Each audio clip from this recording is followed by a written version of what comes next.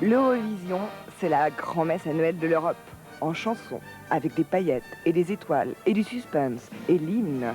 Quand j'entends les trompettes de Marc-Antoine Charpentier, je me dis que ce soir encore, je ne pourrais pas y échapper. Et ça marche à tous les coups. Dans 15 minutes, nous serons des centaines de millions de fidèles à compter les points. Good evening, United Kingdom. Dobro večer, Yugoslavia. L'Eurovision, c'est un rituel immuable. Et la tradition veut qu'on dise bonjour dans toutes les langues des pays représentés. Nederland. Guten Abend, Deutschland. Go Abend, Bergen. Et ça fait 35 ans que de courageuses personnes s'y collent. Buenas noches, España. Bonsoir, la Belgique. Uva, Ilta, Suomi. Car l'Eurovision est née en 1956. Cette année-là, la France a froid, les Français votent, Alger a chaud, de graves émeutes éclatent. Les actrices se marient, Grace Kelly épouse le prince régné de Monaco et Marilyn épouse Arthur Miller. Nasser nationalise le canal de Suez. Les chars russes écrasent la révolte hongroise. Heureusement, l'Europe télévisée commence bien. À Lugano en Suisse se tient le premier Grand Prix Eurovision de la chanson. La lauréate s'appelle Lissatia, elle est suisse. Pour une fois, les Suisses ont tiré les premiers.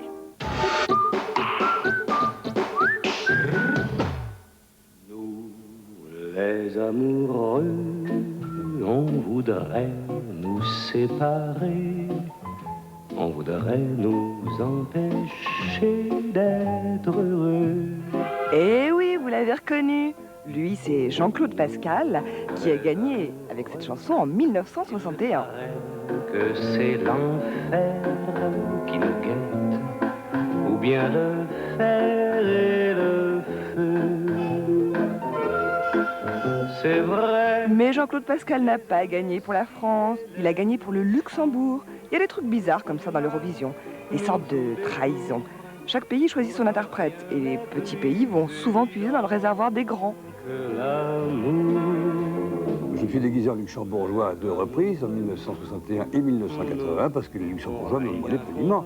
Si les Français m'avaient eu l'idée de me téléphoner, il est bien évident que j'aurais accepté d'être un bon petit Français. Mais l'heure va sonner des nuits moins difficiles, et je pourrais t'aimer sans qu'on en parle en ville. C'est promis, c'est écrit. France Gall aussi a roulé pour le Luxembourg avec Poupée de cire, Poupée de son. C'était pas pour la France comme tout le monde le croit. Ça se passait à Naples en 65. La chanson était de Serge Gainsbourg et évidemment, ils ont gagné. Après, ils ont vendu plein de disques. Et cette année, Gainsbourg remet ça.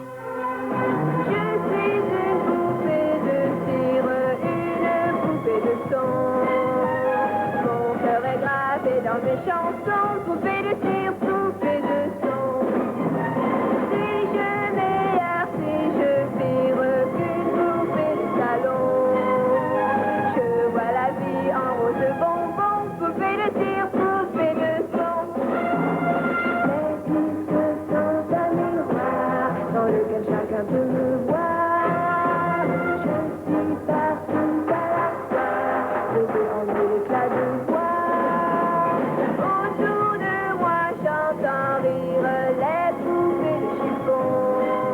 Avec toutes ces histoires de poupées, est-ce qu'on sait si, à l'Eurovision, les filles ont plus de chance que les garçons? Je suis un inconditionnel de France Gall et j'ai trouvé qu'elle avait de grandes chances parce qu'elle d'abord était beaucoup plus jolie que moi. Ça c'est sûr, les filles sont plus jolies, surtout quand elles s'habillent en rose. En 1977, plus de la moitié des candidates portaient des tenues roses, mais ça leur a pas porté bonheur. Elles ont toutes perdu. Pourtant, d'après mes calculs, les filles l'emportent haut la main. 22 victoires contre 9 pour les garçons, sans compter les groupes. Ça, c'est pour les chansons. Pour les costumes, moi je vote les deux sexes ex aequo. Allez, régalez-vous. Ja, det var dengang dammens värme. Då sves det. Lyckan är allt du vill. Det vi är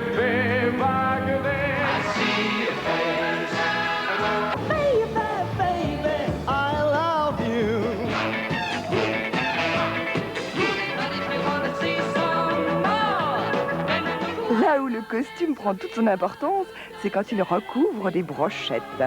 Regardez comme elles sont mignonnes, on en mangerait.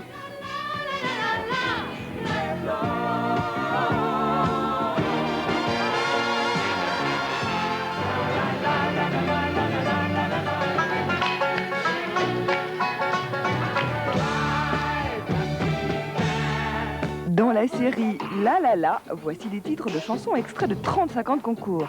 C'est peut-être comme ça que ça se parle, l'européen. Blabla, tom tom tom, ding ding dong. Et dans la même série, il y a aussi Cocorico pour la France.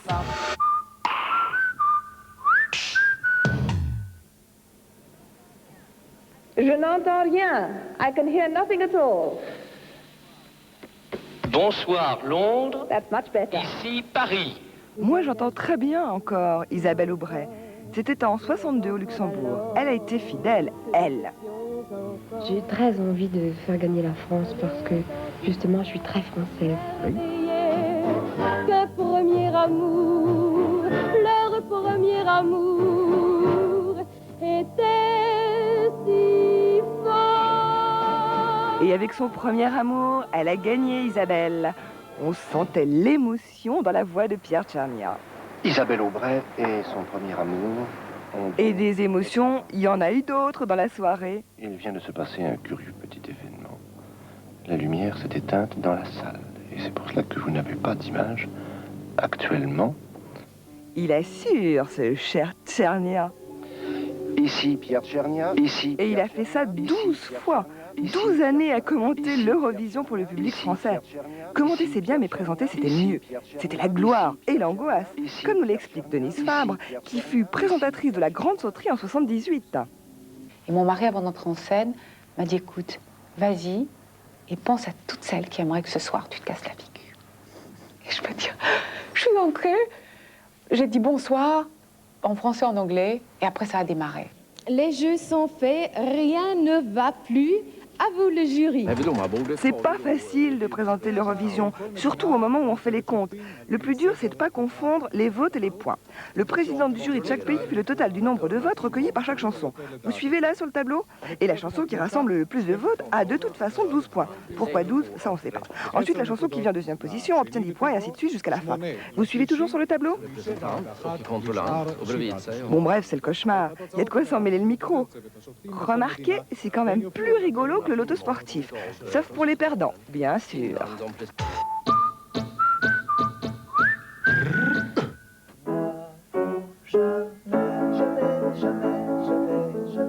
Avec N'avoue jamais, Guy Mardel n'a pas fait gagner la France en 65, puisque c'est France Gall qui a gagné.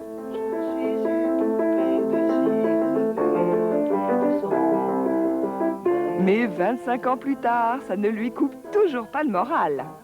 N'avoue jamais, jamais, jamais, jamais, jamais. N'avoue jamais que tu l'aimes. C'est tout bête. Dans les perdants, il y a du beau monde. Mes amis, mes bons amis, je vous ai réunis. Nous allons nous noyer dans le champagne et le whisky. Allez, youpi! On avait presque oublié qu'elles avaient participé à l'Eurovision, toutes ces vedettes. Remarquez, elles s'en sont pas vantées. Et dans les perdants, il y a aussi les opportunistes. Comme Telex, les Belges de 1980, qui croyaient qu'il suffisait de chanter Eurovision pour gagner. Raté! Mais ce que je préfère par-dessus tout dans l'Eurovision, c'est l'attente des résultats. La tension monte, elles font des prières, elles appellent leur mère, ou Dieu, éventuellement.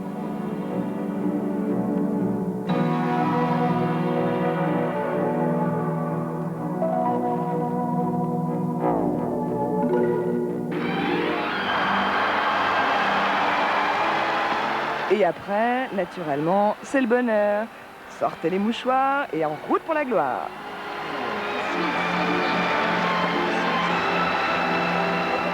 Et derrière, chaque pays fait ses comptes. L'Eurovision, ça compte.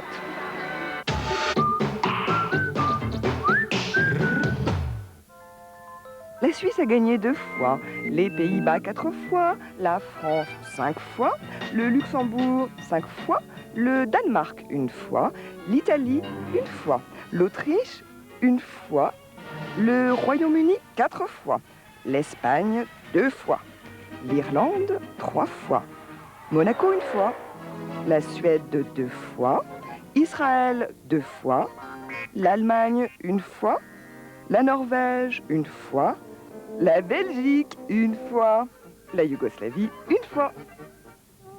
Dans la famille Eurovision, je vous présente la mère, Lucienne Boyer, qui a un mari, Jacques Pils, qui a été dernier au concours Eurovision de 59.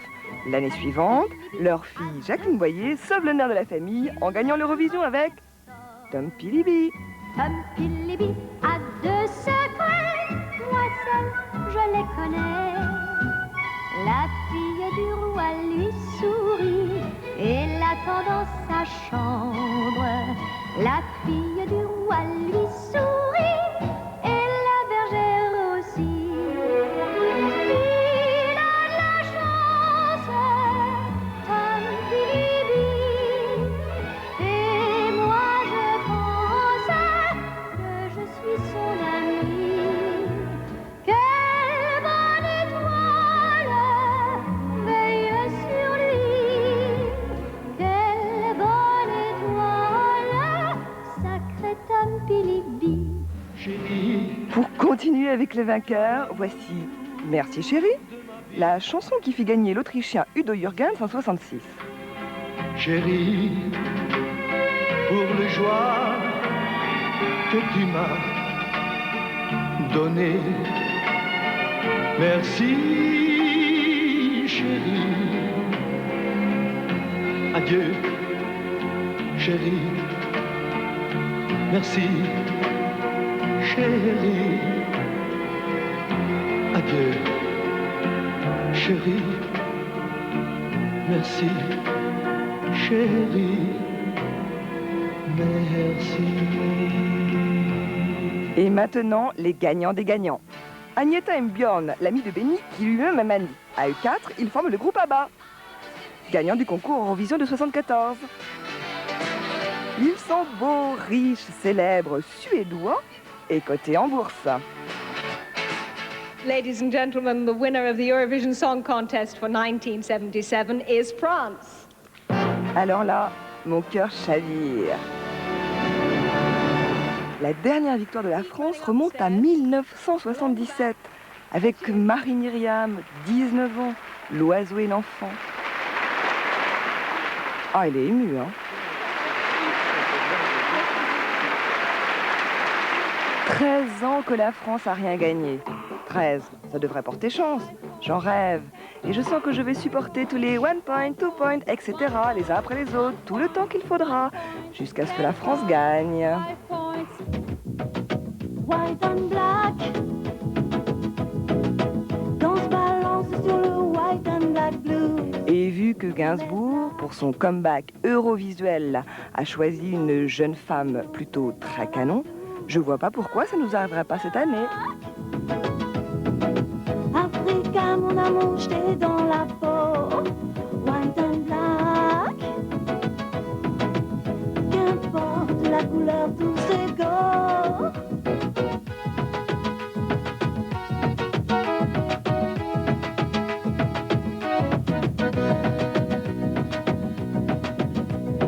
Entendez-vous les percussions des tam-tams?